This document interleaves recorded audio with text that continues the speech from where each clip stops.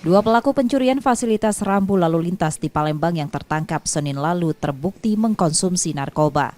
Hal itu setelah polisi melakukan pemeriksaan urin pada keduanya, masing-masing Andriansa dan Febri yang positif mengandung amfetamin. Pada polisi, para pelaku mengaku kerap menggunakan hasil kejahatan itu untuk judi online. Kapolrestabes Palembang menerangkan pihaknya masih akan melakukan pengembangan pada dua pelaku terkait dugaan tindak pidana lain. Dari hasil pemeriksaan, dua pelaku ini beraksi di 10 lokasi di Palembang dan di Tenggarai masih ada pelaku lainnya yang terlibat dalam pencurian itu. Terakhir, aksi pencurian para pelaku di Simpang Patal mengambil aki cadangan traffic light karena terekam kamera CCTV Center Polda Sumsel, mereka tertangkap. Positif mengkonsumsi amfetamin. Nanti akan kita kembangkan lagi sejauh mana tindak pidana lain yang telah terjadi.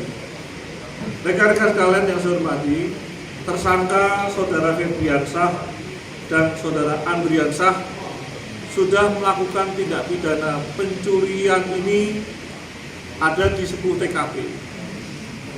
Dari 10 TKP tersebut, 1 TKP berhasil tertangkap tangan yang dilakukan oleh pihak anggota Polsek IT2.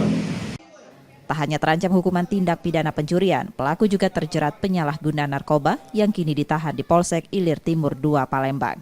Reski Oktora, Muklas Diferensial, Kompas TV, Palembang, Sumatera Selatan.